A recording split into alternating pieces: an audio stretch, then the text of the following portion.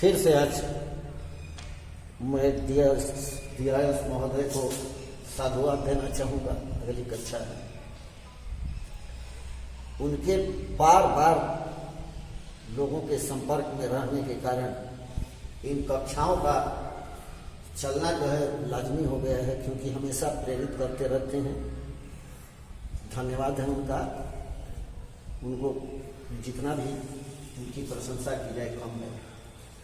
फिर अन्य लोगों के आशीर्वाद से आगे की कक्षाओं को, और एक बार मैं वो भी बता दूं, फिर से रोज ही कह रहा हूँ कि इस विषम परिस्थिति में लॉकडाउन का पालन करें। आरोग्य सेतु को अपने मोबाइल ऐप में डाउनलोड करें। दूरी बनाए रखें एक दूसरे से। मास्क का प्रयोग करें, सैनिटाइजर का प्रयोग करें। हाथ धोने की बात जो बार बार कही जा रही है उसको निश्चित करें और स्वस्थ रहें, सुरक्षित रहें। फिर मैं दूसरे अध्याय को आज प्रारंभ करने जा रहा हूँ। जैसे कि पिछली कक्षा में मैंने कुछ न्यूमेरिकल 2-4 बताए, तो अब फिर आगे आने वाली कक्षाओं में फिर से देखा जाएगा और न्यूमेरिकल भी देख लेंगे और बच्चों से पूछोगे उसमें समस्याएं होंगी तो देखने के बाद। तो पहले न्यूमेरिकल बनाते समय ध्यान रखे रहेंगे क्या क्या चीजें दी गई है और उससे संबंधित कौन सा सूत्र मुझे दिख रहा है। तो अब भौतिक विज्ञान के अध्ययन का क्षेत्र जो है प्रकाश के अध्ययन से संबंधित है, जिसमें प्रकाश के बारे में पिछली कक्षाओं में पढ़ चुके हैं। प्रकाश एक प्रकार की ऊर्जा है जिसकी उपस्थिति में हम वस्तुओं को देखते हैं। प्रकाश के द्वारा छाया बनती है। प्रकाश का सीधी रेखा में चलना छाया के बनने का स्पष्ट उदाहरण है। ये सारी चीजें जो है 1675 में वेव थियरी हाइगेंस के अनुसार आने के बाद इसकी एक्सप्लेनेशन हुई। उसके पहले जो चीजें थी, प्रकाश का परावर्तन, अपवर्तन, विवर्तन, प्रकीर्णन, ध्रुवण, जितनी भी घटनाएं, और बाद में प्रकाश रजत प्रभाव से संबंधित भी बहुत सारी ऐसी चीजें थी जिनकी व्याख्या करने के लिए क्वांटम मैकेनिक्स की जरूरत पड़ी थी। तो सबसे पहले यहाँ आ जाते हैं किरण। तो किरण किसे कहेंगे? तो किरण प्रकाश के गमन की दिशा प्रदर्शित करती है, जिसके द्वारा प्रकाश के गमन की दिशा प्रदर्शित की जाती है। यदि हाइगेंस के अनुसार देखें तो तरंगाग्र के लंबवत प्रकाश के गमन की दिशा में खींची गई सरल रेखाएं जो प्रकाश के गमन की दिशा को प्रदर्शित कर रही हैं, किरण कहलाती हैं। और किरणों के समूह को किरण पुंज कहते हैं। तो प्रकाश का अध्ययन 2 भागों में है। एक रे ऑप्टिक्स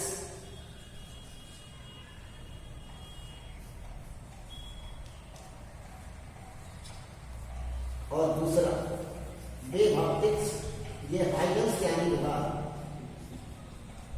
हमें केवल इसमें अभी रे ऑप्टिक्स के बारे में जानना है कि किस तरह से प्रतिबिंब बनते हैं, किस तरह कब प्रतिबिंब वास्तविक होगा, कब आभासी होगा, कब सीधा होगा, कब उल्टा होगा, कहाँ रखेंगे तो प्रतिबिंब कहाँ बनेगा। इन सारी चीजों से संबंधित चीजें हम इसमें देखेंगे जो हम पढ़ चुके हैं। उसमें सर्वप्रथम हम लोग प्रकाश से संबंधित जो घटना है तो उसको मैं थोड़ा सा इंट्रोड्यूस कर दूं कि प्रकाश का सीधी रेखा में चलना ये स्पष्ट होता है किसके द्वारा? तो प्रकाश का सीधी रेखा में चलना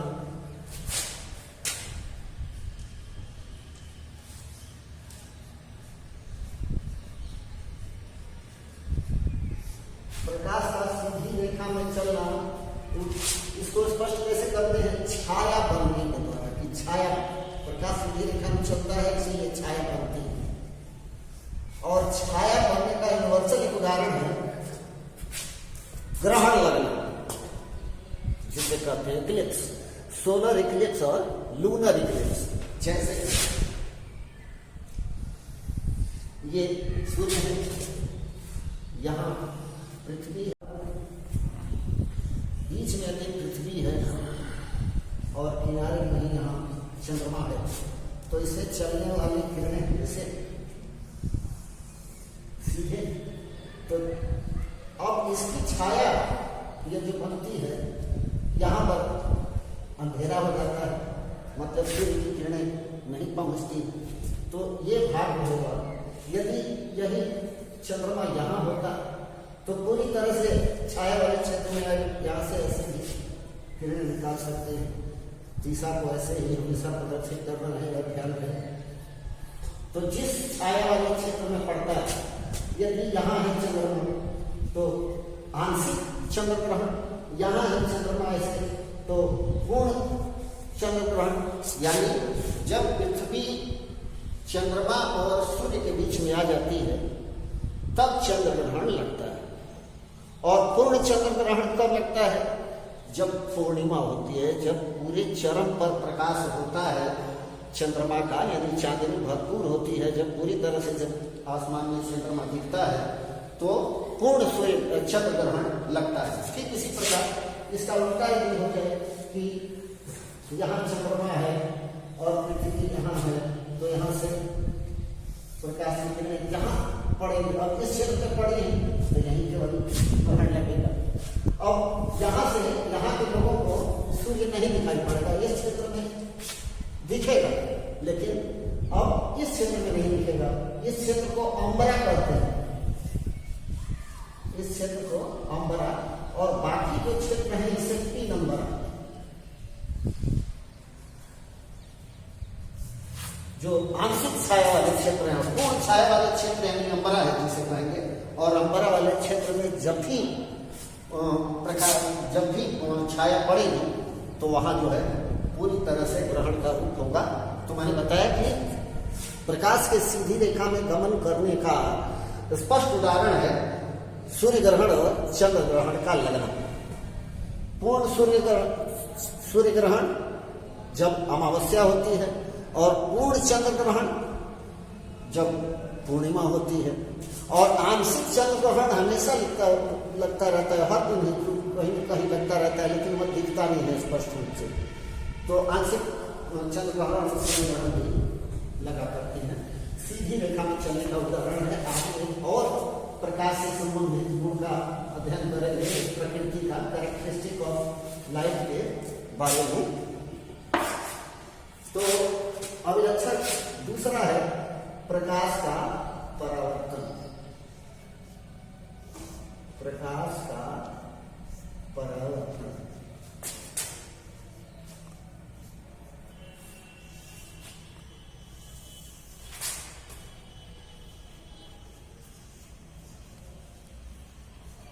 रिफ्लेक्शन ऑफ लाइट।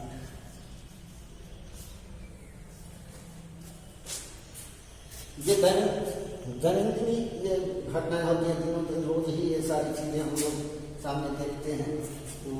और प्रकाश का परावर्तन कहीं किसे तो कहा जाता है कि जब प्रकाश किसी पृष्ठ पर पड़ता है और टकराकर पुनः उसी माध्यम में लौट जाता है, तो इस घटना को, या आने की दिशा किरण के द्वारा प्रदर्शित है, जाने की दिशा किरण के द्वारा प्रदर्शित है, आने वाली किरण को आपतित किरण, ये हम जानते हैं, आपतित किरण, यह लौटने वाली किरण परावर्तित किरण। कुछ बेसिक टर्म्स हैं, इनको हम लोग पहले देख लें तो आगे पढ़ने में हम लोगों को सुविधा रहेगी। जिस बिंदु पर आपतन है उसे कहेंगे आपतन बिंदु।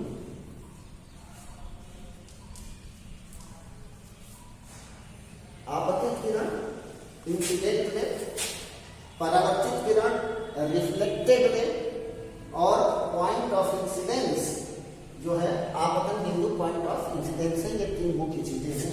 फिर प्रकाश के परावर्तन की परिभाषा में वापस लौटते हैं। कहेंगे किसे? प्रकाश का किसी सतह से टकराकर उसी माध्यम में लौटने की घटना को प्रकाश का परावर्तन कहते हैं। अब यहाँ यह माध्यम कैसा होना चाहिए, पहले ये जान लें कि माध्यम अपारदर्शी होना चाहिए।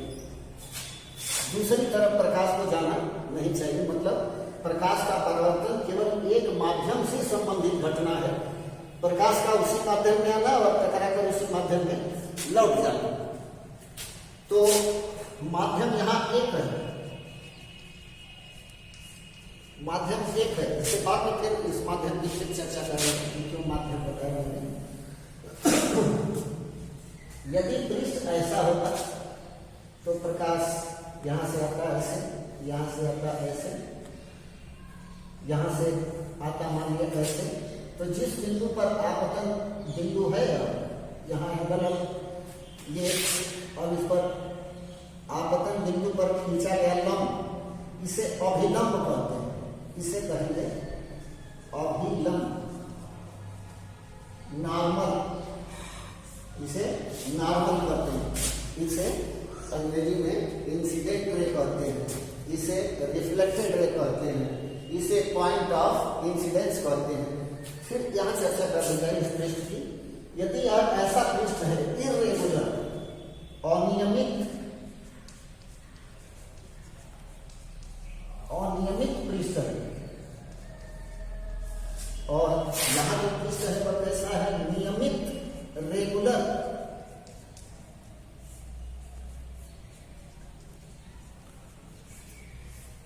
यह नियमित परावर्तन है। तो नियमित यानी रेगुलर सरफेस प्लेन है, और यहाँ सरफेस जो है वह प्लेन नहीं है, ऊपर खाबर है।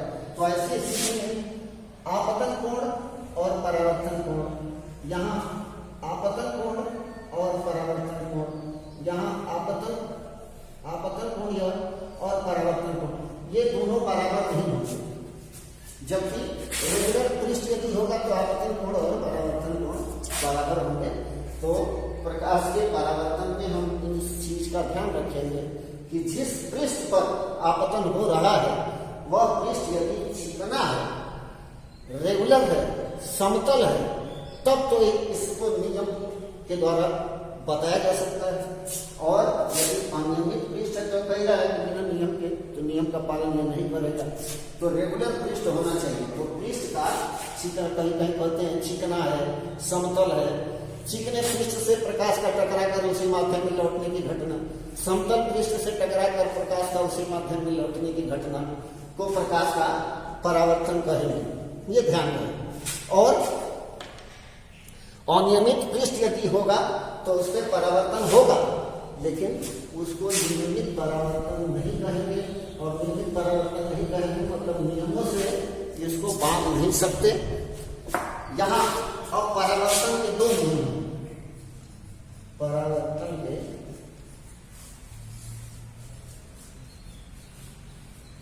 दो नियम।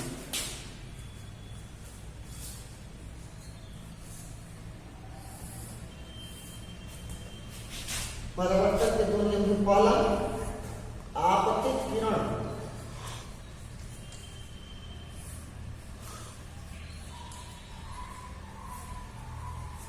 परावर्तित किरण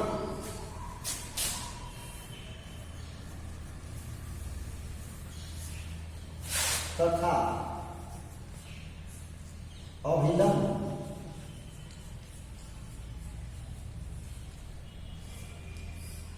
तीनों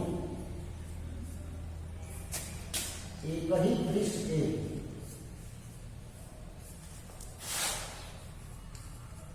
एक ही पृष्ठ के एक ही बिंदु पर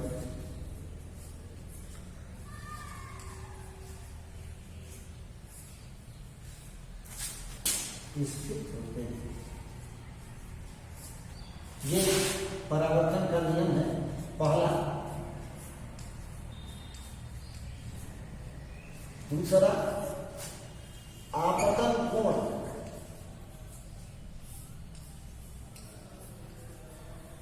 तथा परावर्तन कोण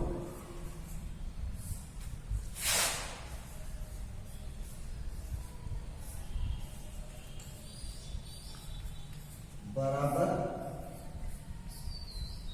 होते हैं।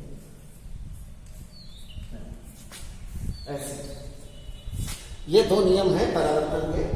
आपतित किरण, परावर्तित किरण तथा अभिलंब तीनों एक ही पृष्ठ के एक ही बिंदु पर स्थित होते हैं।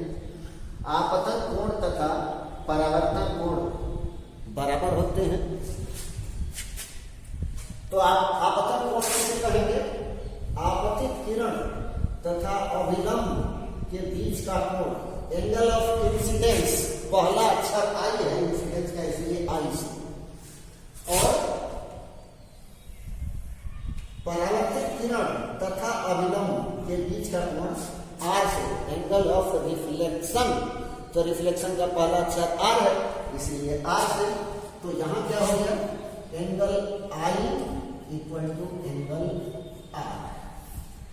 ये दो नियम है। इसके कहने का मतलब नहीं होगा यदि 30 डिग्री है आपतन कोण पूछा जाए तो परावर्तन कोण कितने का होगा? स्वाभाविक सी बात है 30 डिग्री का होगा।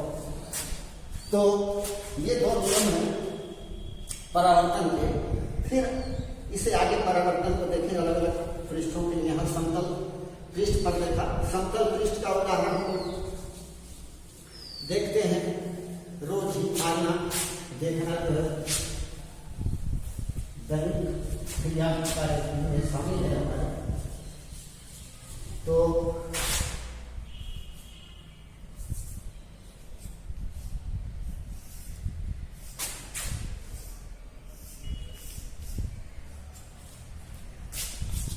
इसमें जैसे मैंने बताया कि समतल दर्पण जो है वह समतल पृष्ठ पर यानी पृष्ठ पर परावर्तन का सबसे अच्छा उदाहरण है।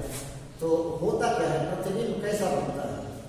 प्रतिबिंब की प्रकृति समतल दर्पण के द्वारा बने हुए प्रतिबिंब की प्रकृति। तो समतल दर्पण द्वारा प्रतिबिंब कैसा बनता है? पहला सीधा बनता है। हमें हमारे पीछे होने का आभास कराता है, यानी आभासी भी होता है। और इसमें जैसे आईने के सामने हम खड़े हैं तो दाहिना हिस्सा हमारा बाईं तरफ और बायां हिस्सा दाईं तरफ उसमें दिखता है। हम यदि उसकी तरफ मुंह करके खड़े हैं तो प्रतिबिंब भी हमारी तरफ ही मुंह करके खड़ा होता है।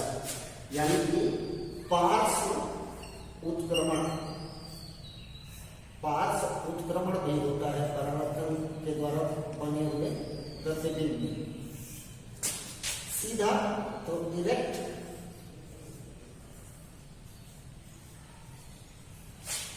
आभासी यानी वर्चुअल,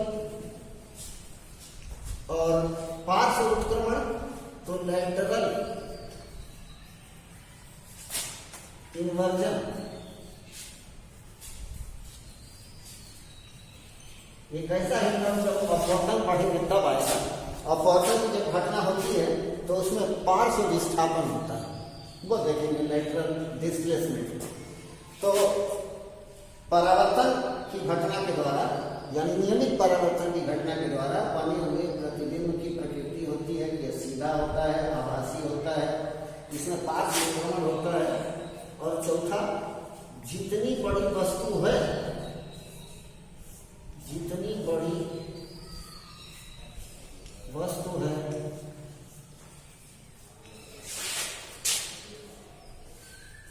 उतना ही बड़ा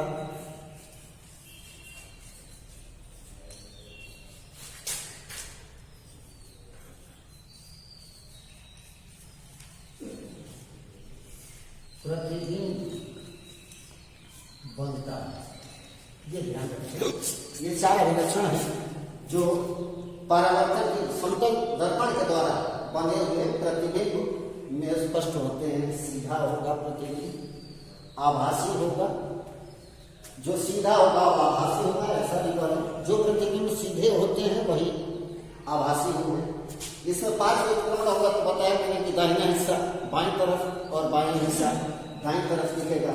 जितनी बड़ी वस्तु है उतना ही बड़ा प्रतिबिंब भी दिखेगा, यानी आवर्धन जिसे कहेंगे। आवर्धन यानी प्रतिबिंब का आकार,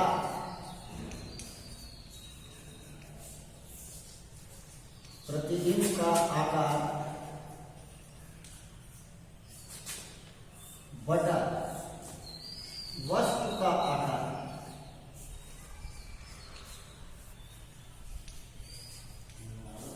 तो प्रतिबिंब यानी इमेज को हम आई से दर्शा लें, ऑब्जेक्ट को ओ से दर्शा लें, तो आई अपान ओ ये आवर्धन है। और ये तो हम जान रहे हैं कि जितनी बड़ी वस्तु है उतना ही बड़ा प्रतिबिंब होगा, तो आवर्धन एक होगा, हमेशा ही आवर्धन एक होगा। और प्रतिबिंब बनता कहाँ है, तो दर्पण के पीछे, प्रतिबिंब दर्पण के पीछे बनेगा। ये पांचवा ध्यान रखे रहे, दर्पण के पीछे। अब यदि ऑप्टिक्स के साइन कन्वेंशन चिन्ह परिपाटी को अपनाया जाए, तो चिन्ह परिपाटी को अपनाने के बाद ये हम देख सकते हैं, जैसे दर्पण है, इस तरफ कोई वस्तु है यहाँ, तो इसका प्रतिबिंब यहाँ बना हुआ है, सीधा है ना। तो इस तरफ पीछे की तरफ जब प्रतिबिंब बनेगा दर्पण के पीछे, तो प्रतिबिंब की दूरी को भी से दर्शाते हैं, भी से। आपतित किरण की दिशा में मापी गई दूरी धनात्मक और आपतित किरण के विपरीत दिशा में मापी गई दूरी ऋणात्मक होती। तो यहाँ प्लस आपतित किरण की दिशा के में यदि दूरी मापते हैं तो प्लस, और इसके विपरीत दिशा में मापेंगे तो माइनस। तो प्रतिबिंब की दूरी को भी से और वस्तु की दूरी को यू से दर्शाते हैं, तो माइनस। तो एम बराबर यदि लिखेंगे भी बाई यू, तो यू ऋणात्मक हुआ। ये दोनों तो स्वाभाविक है, प्रतिबिंब का आकार और वस्तु का आकार बराबर है, तो भी बाई भी लिख लें, तो ये कट जाएगा माइनस पर। यानी समतल दर्पण में बने हुए प्रतिबिंब का जो आवर्धन है वह ऋणात्मक प्रदर्शित करता है कि प्रतिबिंब सीधा बना है, दर्पण के पीछे बना है, और साइन कन्वेंशन का प्रयोग करते हुए यह चीज देखी जाती है। इसमें इतनी ही चीज है। फिर इसके बाद से आता है समतल दर्पण के बाद, समतल दर्पण के बाद आता है गोलीय पृष्ठ। गोलीय पृष्ठों पर परावर्तन, तो इसे देखते हैं हम लोग बारी से।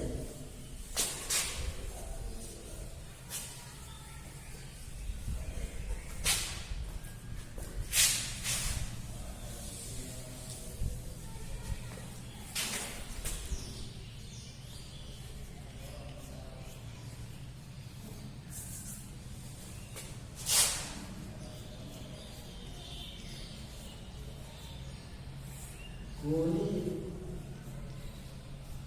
पृष्ठों पर परावर्तन, रिफ्लेक्शन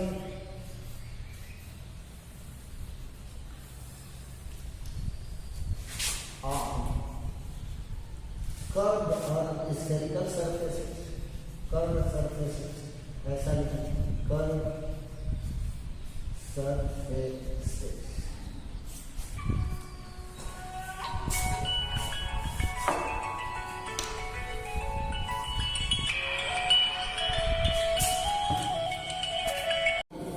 गोलीय पृष्ठ क्या, जैसे कोई गोला हो, ऐसे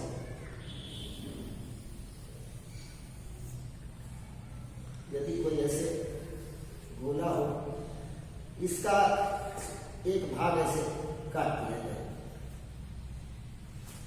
इस तरह से यदि काट देते, गोला है तो इसका कहीं केंद्र होगा, गोले का केंद्र वक्रता केंद्र कहा जाएगा, और इस पृष्ठ के लिए भी वक्रता केंद्र ही कहा जाएगा। यदि यहां कोई पृष्ठ काटते ऐसे,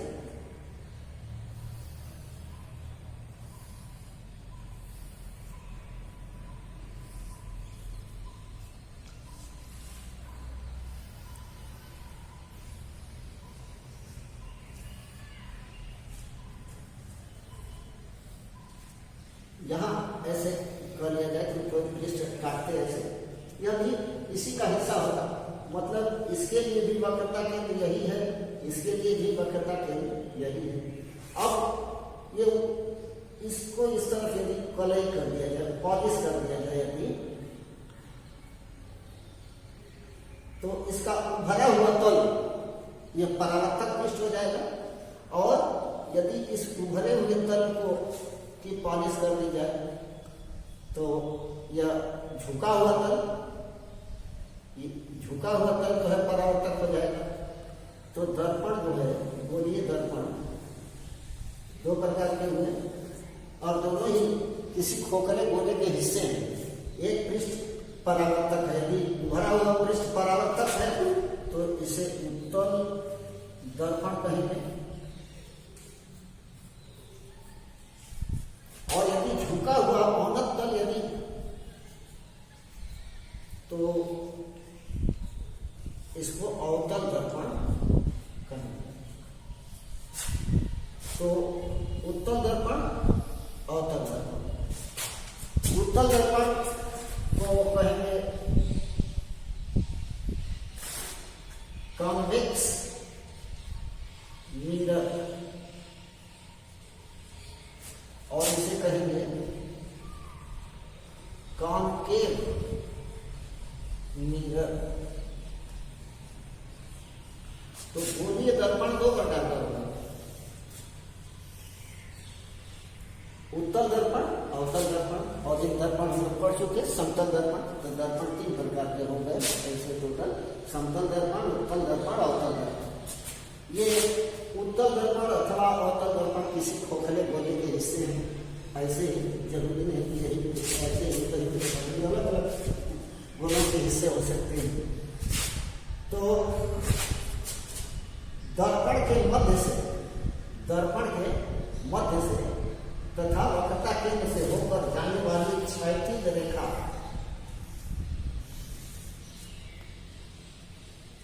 दर्पण का मध्य बिंदु ध्रुव कहलाता है। ध्रुव, यहां भी ध्रुव है, ये वक्रता केंद्र है। और ध्रुव को P से प्रदर्शित करते हैं, P मीन्स पोल, और यहां भी पोल है। अब केंद्र यहां है C, तो CP अथवा यह CP ये वक्रता त्रिज्या है, R से प्रदर्शित करेंगे। तो किसी निकाय के मध्य से होकर जाने वाली क्षैतिज रेखा जो उस निकाय के दोनों तरफ अनंत तक जाती है उसे मुख्य अक्ष कहेंगे, प्रिंसिपल एक्सिस इसे कहते हैं मुख्य अक्ष, प्रिंसिपल एक्सिस, इसे प्रिंसिपल एक्सिस अथवा मुख्य अक्ष कहेंगे। और यह प्रिंसिपल एक्सिस किसे कहा, फिर से एक बार देख लें कि वह क्षैतिज रेखा जो किसी निकाय के मध्य से होकर अनंत तक, दोनों तरफ अनंत तक जाती हो उसे मुख्य अक्ष कहेंगे। यहाँ पर क्षैतिज रेखा ऐसे जा सकती है दोनों तरफ, इस तरफ भी और इस तरफ भी, तो यह मुख्य अक्ष हुआ। मुख्य अक्ष का प्रयोग इसलिए करते हैं ताकि वस्तु को उस पर रखा जा सके और प्रतिबिंब की स्थिति बनाई जा सके। तो जब वक्रता केंद्र है P, जिस गोले का दर्पण, गोलीय दर्पण भाग है उसके केंद्र को वक्रता केंद्र, जिस गोले का दर्पण भाग है उसकी त्रिज्या को वक्रता त्रिज्या कहते हैं। और मुख्य अक्ष जिस बिंदु से होकर गुजरता है दर्पण उसे दर्पण का ध्रुव कहते हैं। और जितनी भी साइन कन्वेंशन होगी वस्तुओं के लिए कि कहाँ रखी जाएगी और प्रतिबिंब के बनने की स्थिति, तो वह जो है दूरी को मापेंगे वहाँ वक्रता केंद्र से। आपतित किरण की दिशा में मापी गई दूरी धनात्मक और आपतित किरण की विपरीत दिशा में मापी गई दूरी ऋणात्मक होगी। ये साइन कन्वेंशन है, यह ध्यान रखा जाएगा। तो यह कुछ परिभाषाएं थी दर्पण से संबंधित। अब किसी एक दर्पण को ले लेते हैं जिसके द्वारा प्रतिबिंब का बनना देखा जा सकता है।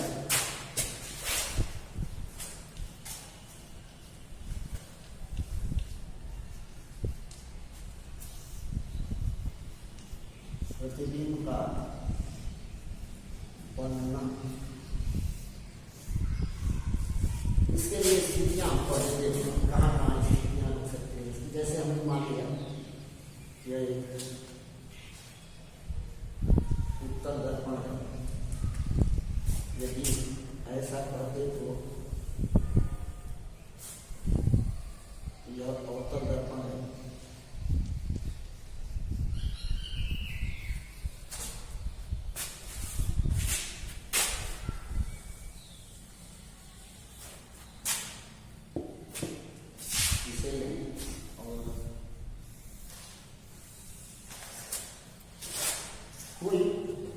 अब मुख्य के समानांतर जो किरणें चलेंगी, ये कुछ परिभाषाएं ध्यान रखेंगे। मुख्य के समानांतर चलने वाली किरणें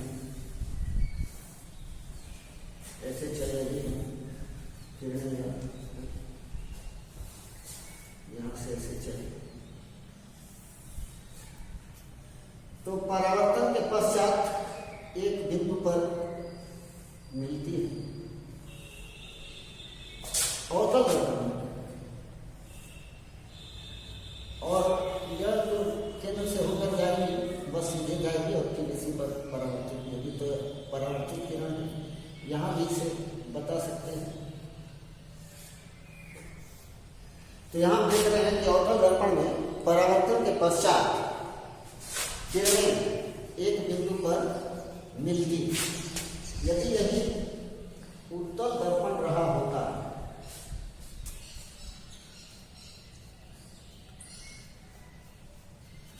इन किरणों को हम ऐसे सीधे ले सकते थे आगे,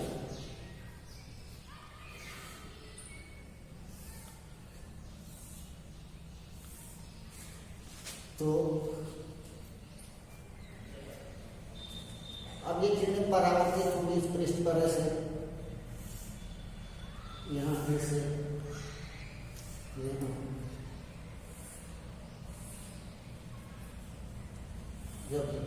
अब फैल जाएंगी किरणें, यानी उत्तल दर्पण पे टकराने पर किरणें फैलती हैं और समतल दर्पण पर किरणें टकराने पर एक बिंदु पर मिलती हैं।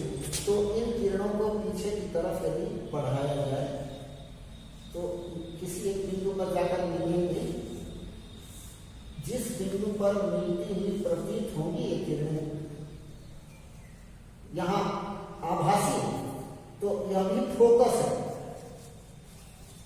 और यहाँ भी फोकस ही है।